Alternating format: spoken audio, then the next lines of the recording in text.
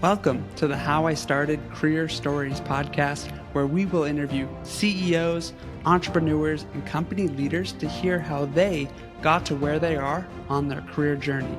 We'll talk about the early days, the setbacks, the risks they took, and ultimately how they're using their learnings now and into the future.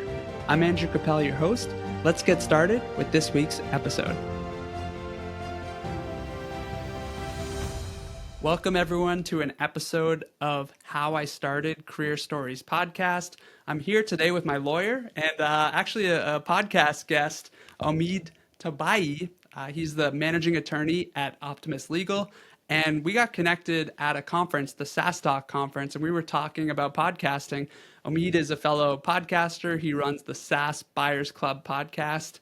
And as mentioned, he provides legal services, and I have given a testimonial to them, and this is an endorsement of your legal services. It's a free ad. Normally we don't do ads on How I Started, but Omeed, welcome.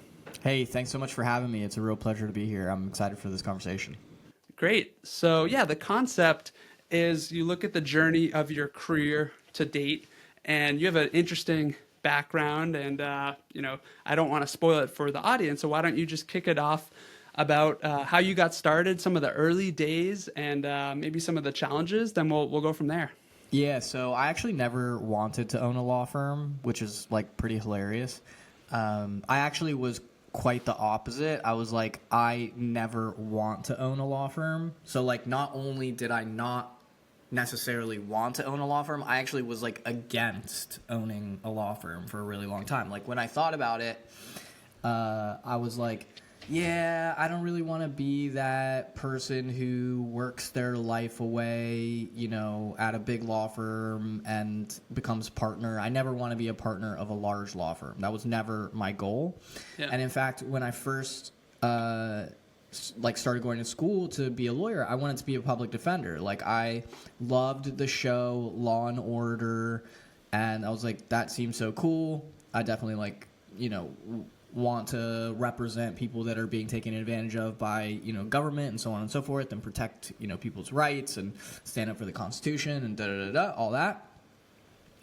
But then what ended up happening was like, it was just fate, took its way, right? And didn't end up becoming a public defender, despite the fact that I worked at the public defender's office all through college and all through law school. So I had like 7 years at the public defender's office, but then ended up in politics and was like a staffer in Congress and blah, blah, blah, blah. 10 years later, now I'm like a law firm owner, right? So it's been a long journey to get there.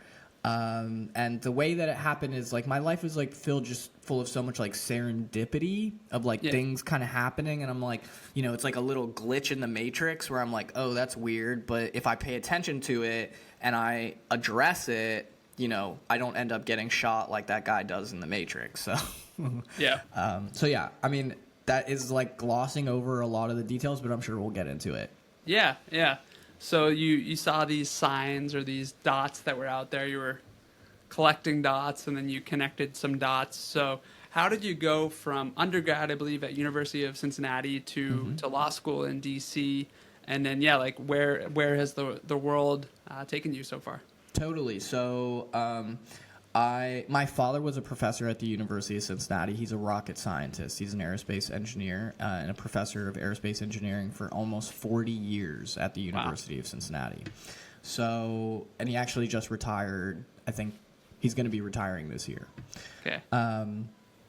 And essentially, from a young age, my dad was like, you're going to be a lawyer, you're going to be a lawyer, you're going to be a lawyer, whatever. I come from a Middle Eastern background. Anyone out there who is like Middle Eastern, Asian, African, most of like the kind of cultures of the world have a rule in families where if you don't want to get disowned, you either become a doctor, a lawyer, or an engineer, right? So, so that's pretty typical for,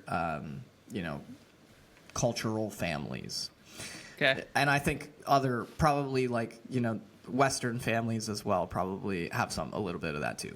But so, the idea was that I was always going to be a lawyer. My dad, though, high school year, got a job consulting for the State Department in Washington, D.C. We moved to Washington, D.C. for my senior year of high school.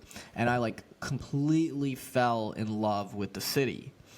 So when I graduated high school, my parents took me back to Cincinnati because my father was a professor at the University of Cincinnati. So the idea was, hey, you don't have to take out student loans if you go to the University of Cincinnati, this and that.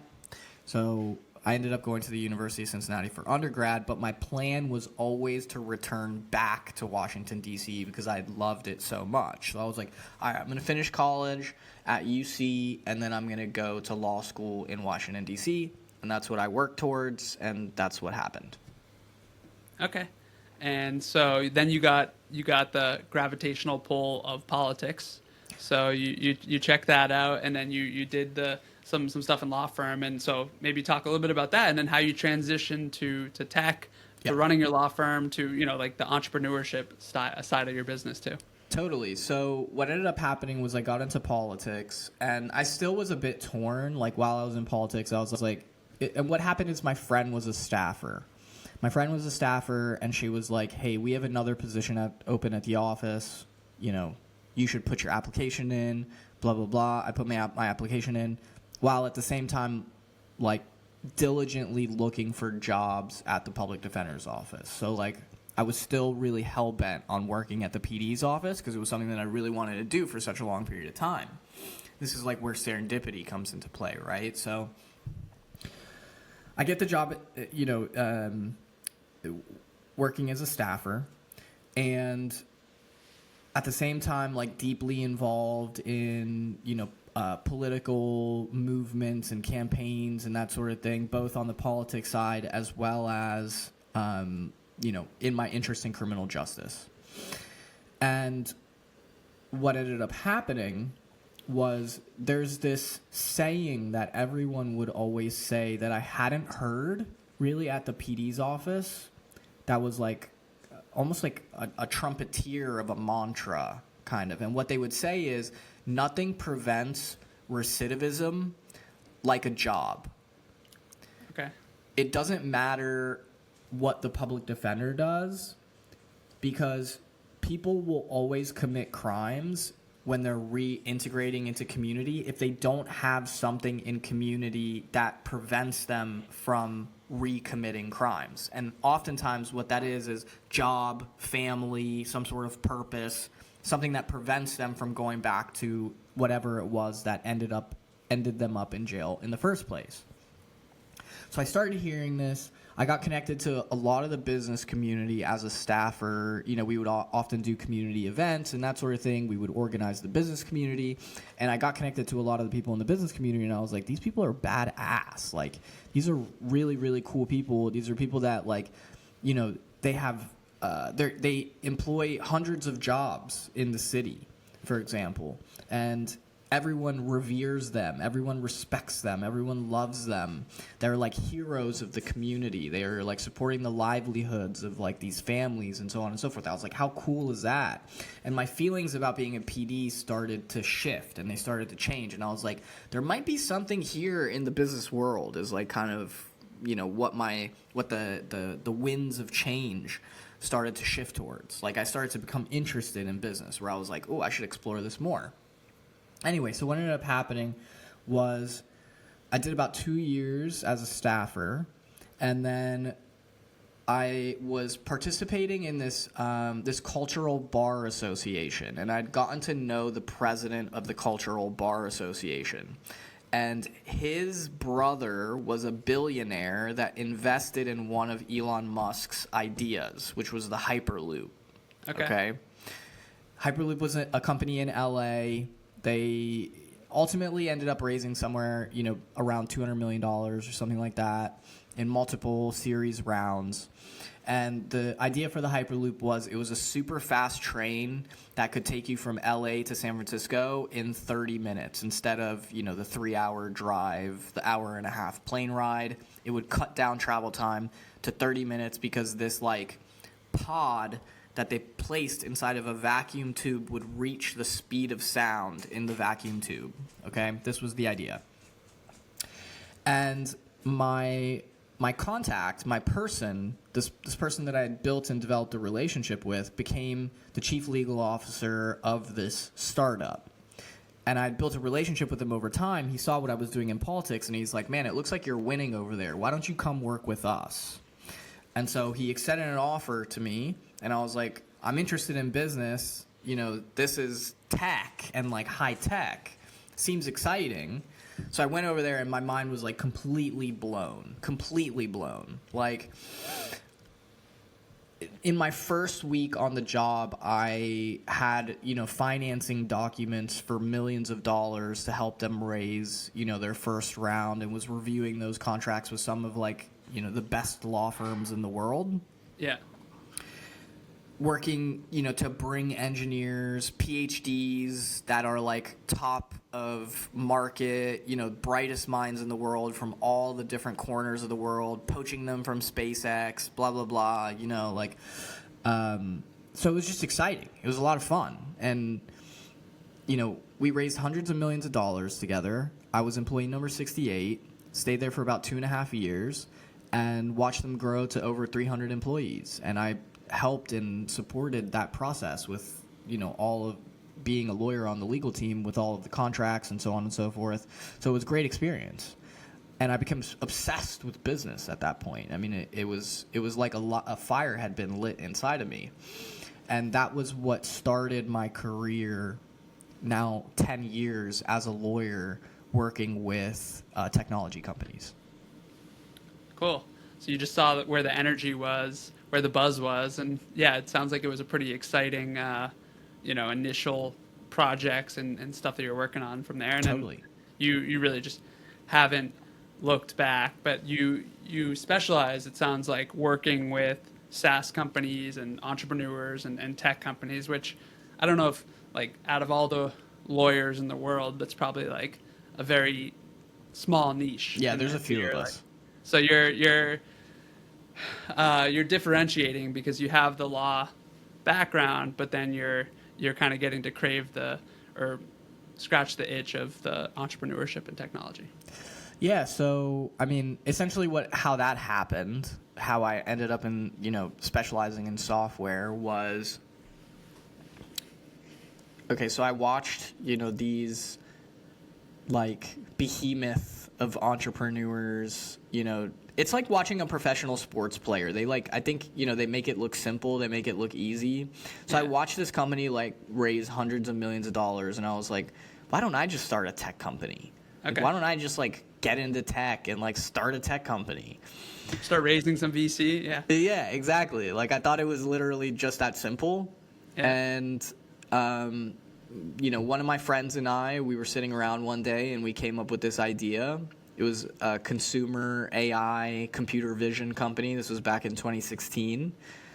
And we came up with this idea. At the time, Bitmoji was really popular. But we were like, why do people have to create their avatar manually? Why can't there just be an app that takes a picture of their face and then uses AI to generate an avatar cartoon of their face that they could use as emojis? Yeah, I want that for my LinkedIn right now. I think Notion just did a campaign around that. They just cartoonifies everyone. Now it's such a prevalent concept, but in 2016 this was unheard of. No one was doing this in 2016, and now Apple has it, and there are so many companies. There's these cartoonify apps and all that sort of thing, but at that time it was very novel.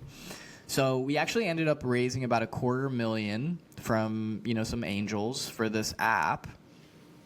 And essentially what happened is we built this app that turned out garbage as its output, and we couldn't make the AI work. The AI at that time was so new, and also that was my first tech company. I think most people with their first tech company are going to make some sort of grave mistake that It's very. The lesson that I learned is it's much harder than it looks. Right. Even being adjacent to it and complementary to it, you're seeing the pattern, and then it's I mean, I feel the same way. That I started my consulting business 1.5 years ago, and I've delivered dozens of consulting client projects at past consulting firms I work for, and I'm like, oh, I know how to do this. And then just making these like huge mistakes of the positioning and who the ideal client profile is. It's like when you're a consultant, you're working with the VPs, the sales director, the revenue operations team, Yep. the enablement team. But for the most part, it's the CEO or the president that's signing off on the project. And now that's more of the focus of like who I'm talking to and engaging with. But yeah, the first 6 or 9 months, it was like trying to position and sell consulting projects to the complete wrong audience, and like it didn't work. And you just realize you're like, oh my goodness, this is such a basic principle that you just miss because you're kind of like so in the weeds. Totally. I think starting a business is an iterative process, and the iteration happens from the failures. Yeah. So essentially, like during that time, I was like bouncing between being an attorney. At that time, I also was associate general counsel for another like hardware tech company. They provided high-end video cameras, like Red cameras and that sort of thing, to Hollywood production studios. That ended up selling to private equity. I got to, be a part of that process, selling this big studio to private equity for hundreds of millions of dollars. Then I went and I worked at a small boutique law firm that we were the service provider for Plug and Play in San Jose, in Silicon Valley. We were the service provider for 500 startups. We were the service provider for Draper University. So got to, go out there, see hundreds of pitch competitions, so many pitch competitions, everyday pitch competitions, and like talking to hundreds and hundreds of founders, servicing hundreds and hundreds of founders with their legal needs. And that was a really amazing experience. And, also further kind of made me go deeper into the community. I had worked at these two tech companies, and then now I was entrenched in the tech community, working with a lot of SaaS founders, specifically a lot of B2B SaaS, because that's what Plug and Play does. A lot of B2B SaaS, for 500 startups during that time as well. They're not so active in America anymore. They're more active in Africa and the Middle East and Latin America. But yeah, just got a lot of experience. I had, my own tech company that had launched and failed, and, I had that experience, and then, learning about pitches and all the other aspects of entrepreneurship, how to give a good pitch, now going deep into VC. I had raised, VC twice on the law side, on the founder side, and then, working with these various tech companies, now getting, the reps in around dealing with VCs and the VC fundraising process. And that was cool. And then I launched my second startup because, again, like I saw these founders, and I'm like, yeah, oh my yeah, God, you become a product of your environment. Exactly. And so I was like, all right, first one failed. I learned my lesson. Let me do something that is more attainable. The mistake that we had made was both my founder and I were non-technical, and we picked this highly complex technology to try to develop. And so we had all these issues with the developers, right? So we had raised this money, blah, blah, blah, blah. We had all these issues with these developers, but neither of us are technical. So they write the code with, like, we don't know how to fix it. Like, we know, right.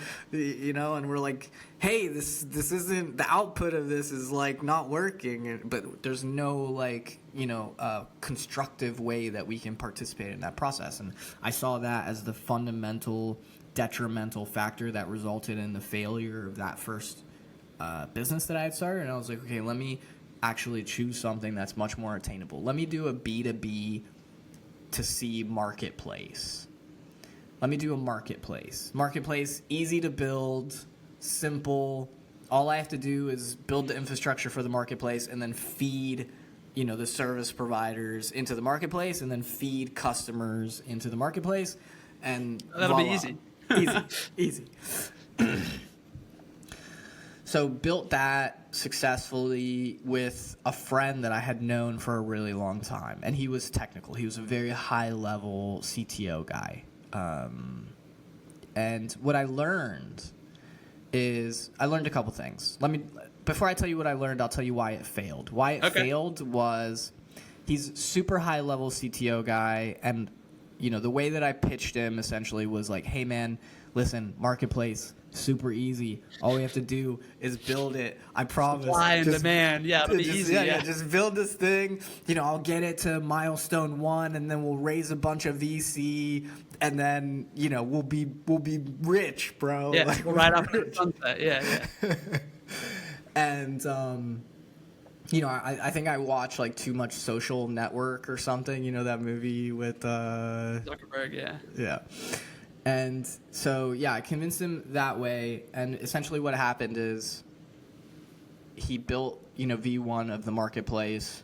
And we actually got quite a bit of good traction. But when we went to raise VC, I wasn't able to successfully deliver on the milestone that I had said, which was, hey, if you build this MVP, I will go do my part and I will show results. I wasn't able to show those results. I would go to VCs and they would be like, too early. We need to see more revenue. We want to see you, develop a little farther, so on and so forth. I had no track record as an entrepreneur. So that's incredibly important when raising VC. VCs are going to look, like, what's your track record? Does it speak for itself? Like, sure, you've been in tech for a long time, but that doesn't mean that you have managerial skills. That doesn't mean that you have business skills. That means absolutely nothing. The only thing that they really look for the most part, is have you had an exit before? Have you been successful? Have you been able to provide investor returns in a meaningful way? That is a highly weighted variable for VCs. So I wasn't able to deliver on the milestone. What I learned is, if you're going to approach and pitch a software developer on this idea because you want to, have some sort of equity play with them, software developers get pitched, especially good ones, every day. They get pitched every day. Their inbox is like full of people that are just like pitching them. If they're high level, like incredibly talented developers, they are bombarded by pitches. They're like the woman at the bar who is attractive and every guy in that bar wants to talk to her. That's the equivalent of a software developer that's incredibly talented. So this guy is getting headhunted, recruited by, either people that are constantly pitching him with their idea or literal recruiters that want to, take him to some VC-backed company.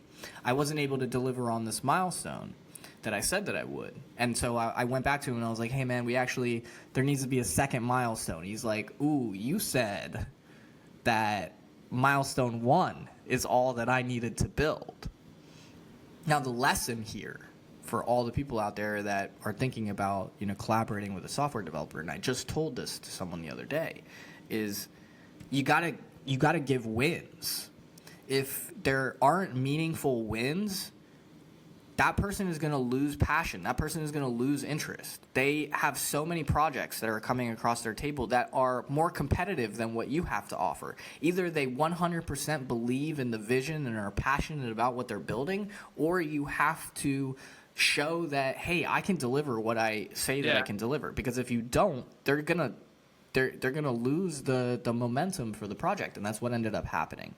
He got recruited by a VC-backed company that offered him a CTO level position and multi-six-figure salary, and he was like, sorry, bro, I don't have time to work on this project anymore. I'm gonna go work on that. Yeah. It's the same for if you're at a company, if you're an executive and you're doing a transformation program or new plans, you need to show quick wins to the CEO. And like, if you don't, then like, they're going to lose trust and they're not going to give you the resources. So I think it's just a good principle is whatever you're doing, it's just get those quick wins and show the momentum. And when you're, finding that partner, this is getting like philosophical on the personal front, is like, find someone who's like a little bit more of a missionary than a mercenary per se. 100%. 100%. Yeah, and there's so much there to unpack as well. so much there to unpack in the mercenary versus missionary, because I could tell you like, you know, stories, because I'm actually a very like values and mission based driven person. So yeah, I thought I had it, but then I didn't, and so a lot of lessons, so many lessons. But so that's how I started my second software company. And yeah, you know, after that, worked at a large law firm for a period of time, worked at a digital bank as in-house counsel. And then now we're, you know, pretty much, and then in between there too, I started 2 e-commerce companies that actually were complete failures as well. But lessons, so many lessons. That's great. I mean, like, I want to ask you, I mean, you're listed on LinkedIn as the coolest lawyer. Like, I think you're probably one of the most, if not, you know, you're one of the most relatable lawyers for entrepreneurs, especially the ones who are raising venture capital, because you've been there, done that. You've been in their shoes, you've failed, and like so that allows you to do it. But I'm going to ask you, I mean, what is your LinkedIn strategy?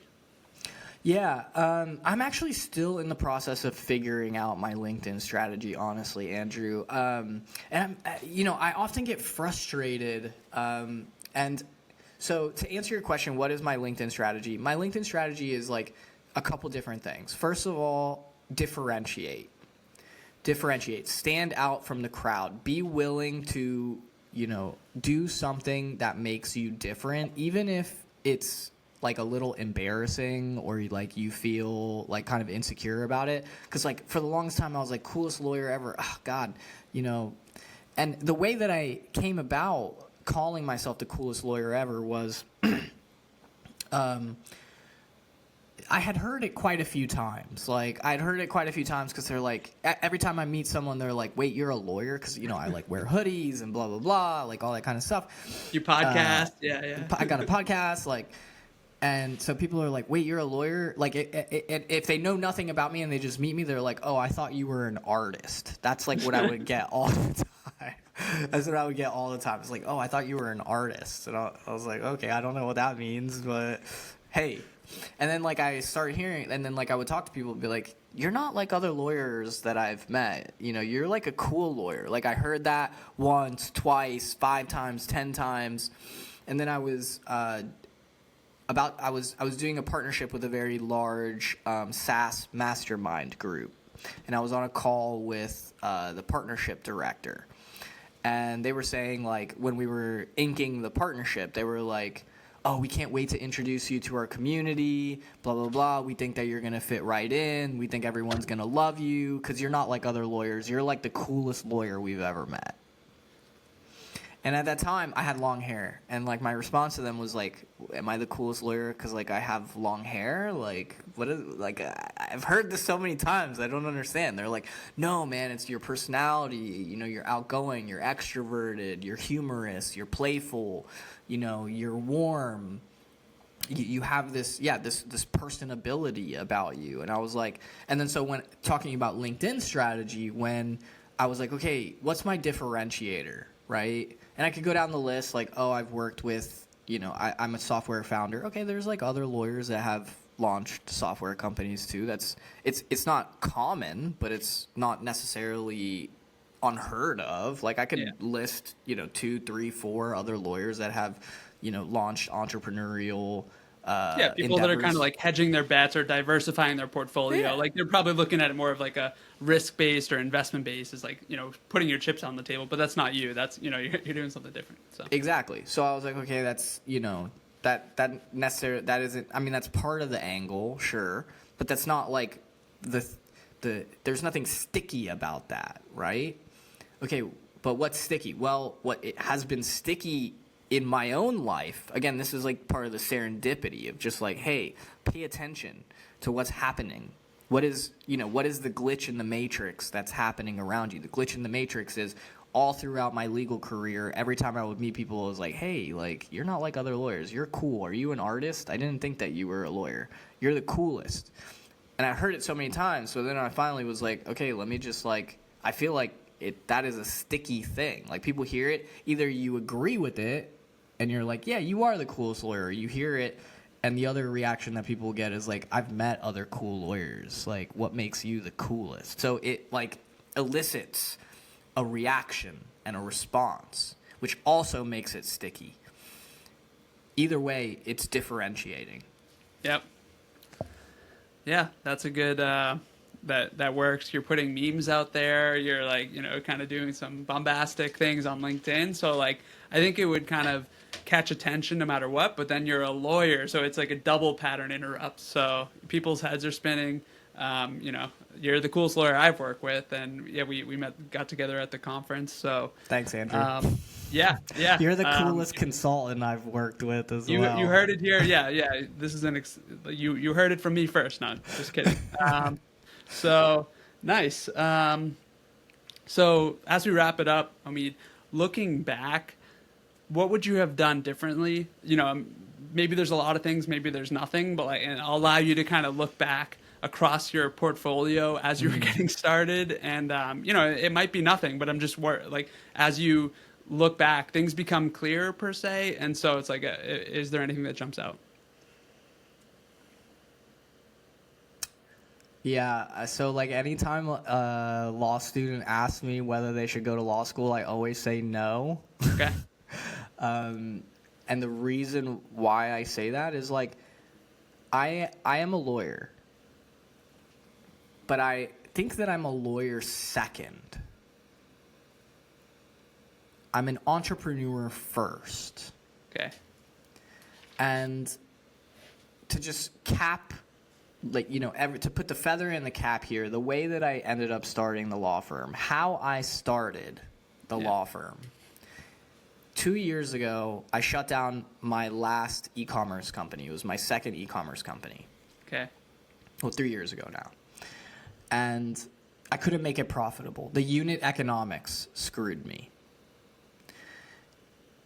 And when I shut that down, I was on the phone with my friend, and he's a lawyer as well. We had known each other for 10 years. And we actually both were lawyers at Hyperloop together. Okay. We were like on the phone randomly, and he was doing a lot of VC fundraisers at the time at like some law firm. We're talking, and he's like, man, I really want to do M&A deals again. I really want to do M&A deals. And at the time, like, I think I'd like taken a marketing course of some sort or something like that, and then I heard him say that. Something like kind of clicked in my head when I heard him say that he wanted to do M&A deals, and I was like, "Oh, you want to do M&A deals? I feel like I could generate clients that want to do M&A." Like, and he was like, "Well, if you can generate clients that want to do M&A, I want to work on M&A deals. Why don't we work together?" Yeah. And it just so happened that 3 years ago, the Cody Sanchez movement was just starting to really take steam. Mm-hmm. You know who Cody Sanchez is? Yeah, the business, like Main Street entrepreneurs. Yeah, exactly. The acquisition entrepreneurs. That's right. Yeah. 3 years ago, Cody Sanchez was just taking off. Acquire.com had pretty much just started. And so I saw that. I saw that movement kind of starting to rear its head up, and I heard him.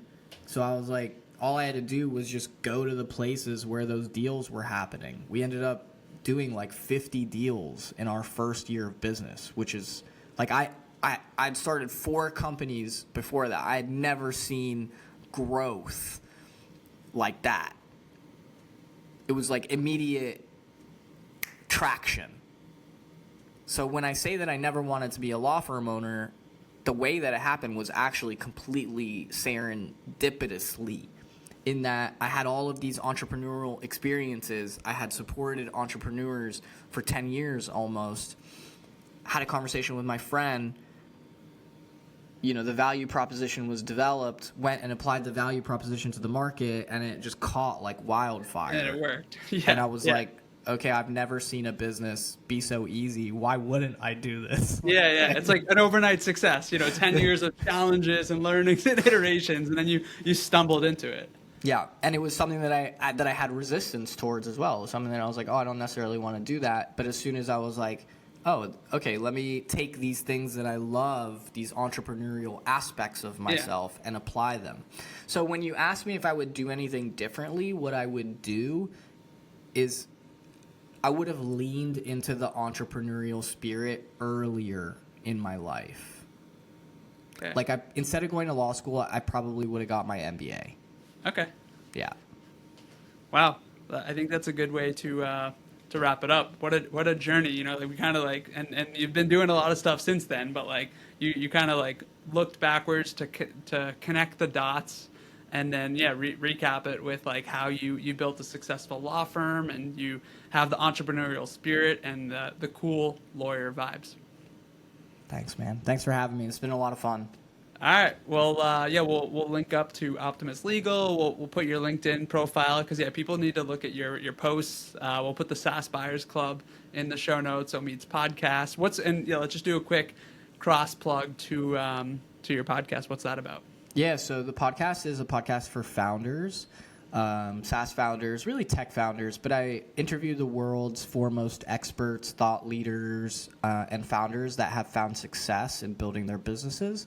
Because most founders, when they start a company, I've found everyone always is very excited about the exit. They want the sexy exit, right? The $100 million exit. Yeah.